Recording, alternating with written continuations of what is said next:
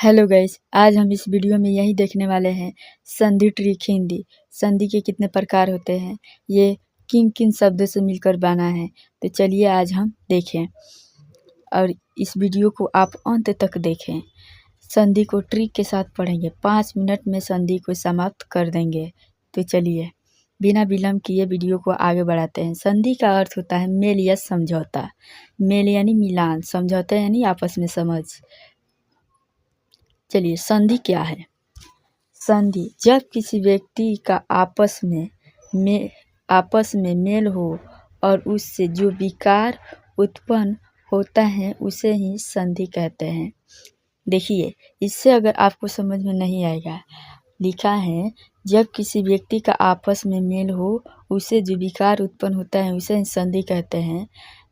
अगर आपको इससे समझ में नहीं आएगा तो आप ऐसे ही समझ सकते हैं, दो संधि का आपस में मिलना ही संधि कहलाता है। तो आइए हम जैसे में देखते हैं संधि का। जैसे में विधा प्लस आलय, दो आदमी को आपस में मिल हो रहा है, दो आदमी आपस में मिलान हो रहे हैं, इसी को हम संधि कहते हैं। जब विधा और आलय दोनों मिलेंगे तो विधियालय होगा। तो आइए फिर हम जाने संधि के कितने भेद होते हैं। संधि के 3 भेद होते हैं। कौन कौन से? स्वर संधि, व्यंजन संधि, विसर्ग संधि। आइए स्वर संधि के बारे में हम जानेंगे। स्वर संधि क्या है? स्वर संधि किसे कहते हैं? जब स्वर के साथ स्वर का मेल हो उसे स्वर संधि कहते हैं। जब स्वर के साथ स्वर का मेल हो उसे स्वर संधि कहते हैं। जैसे में आप देख सकते हैं स्वर के साथ भानु प्लस उदय, भानु प्लस उदय, भानु प्लस उदय बराबर भानुदय। यहाँ पे भानुदय लिखा है। तो आइए भानुदय लिखा है तो भानु ऊ छुपा है और ऊ स्वर मिल रहा है, भानु ऊ और दोनों स्वर मिल रहे हैं तो यानी ये स्वर संधि है। और रामा प्लस इस तो रामा आ छुपा है, ई दोनों स्वर है तो रमेश। ये हो गया, ये आपको समझ में आ गया। तो आइए संधि, स्वर संधि 5 प्रकार के होते हैं। स्वर संधि 5 प्रकार के होते हैं। एक होता है दीर्घ स्वर संधि। तो आइए हम दीर्घ संधि के बारे में पढ़ेंगे। दीर्घ संधि क्या है? दीर्घ संधि क्या है? चलिए हम दीर्घ संधि के बारे में पढ़ेंगे।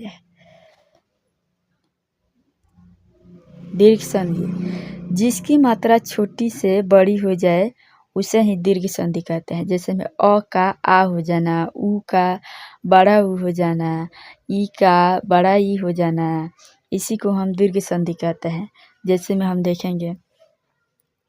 में देखेंगे हम विधा प्लस आलय, विद्यालय, यहाँ जाकर बड़ा हो गया है यहाँ पे।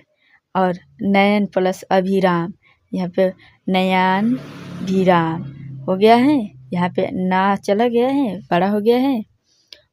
अब हम देखेंगे दूसरा स्वर संधि के दूसरा प्रकार गुण संधि। गुण संधि किसे कहते हैं? जिसकी मात्रा 1 हो उसे गुण संधि कहते हैं। जिसकी मात्रा 1 हो उसे गुण संधि कहते हैं। जैसे कि ए उ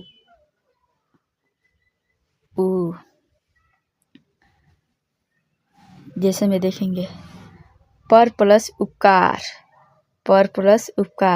इसकी मात्रा 1 है, इसमें है एक परोकार, इसकी मात्रा 1 है। और महा प्लस उदय, इसकी भी मात्रा 1 है, इसकी भी मात्रा 1 है।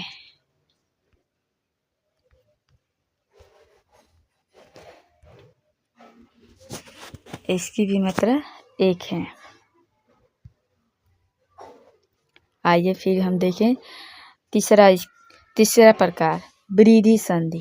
वृद्धि संधि जिसकी मात्रा 2 हो उसे वृद्धि संधि कहते हैं। जैसे में ऐ ओ जैसे में ऐ ओ, सादा प्लस एव, सदैव। इसकी मात्रा 2 है। जल प्लस ऊध, जलूध। इसकी मात्रा 2 है। आइए हम चौथा संधि पढ़ेंगे, यण संधि। यण संधि किसे कहते हैं? यण संधि जिसकी शब्द आधा अधूरा हो उसे यण संधि कहते हैं। जैसे में प्यार, मोहब्बत, इश्क। इसमें प्यार में प आधा है और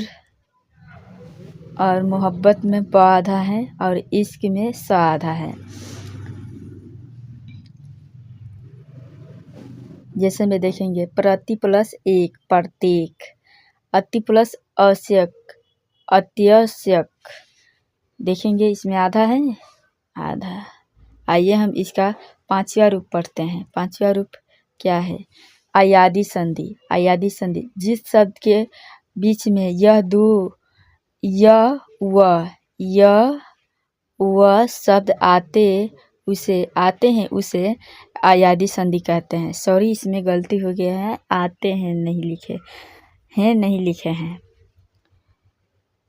उसे अयादि संधि कहते हैं। नोट में जैसे में है या ई, वो वावी, गायक, पवन, कविता। जैसे में गायक में यह है, पवन है, कवि भी है। जिस शब्द के बीच में, यानी जिस शब्द के बीच में, जैसे में नयन हो गया, नयन के बीच में यह है। और पावन के बीच में वह है। इसी को हम अयादि संधि कहेंगे। जिस शब्द के बीच में यह वह आ जाए उसे हम अयादि संधि कहेंगे। तो चलिए, आपको इस वीडियो कैसा लगा? इस वीडियो में आप क्या क्या सीखें? जो सीखें तो आप कमेंट करके बताइए। और नए वीडियो देखने के लिए हमारे चैनल को सब्सक्राइब कीजिए, लाइक कीजिए, बेल आइकन दबाइए। और थैंक यू।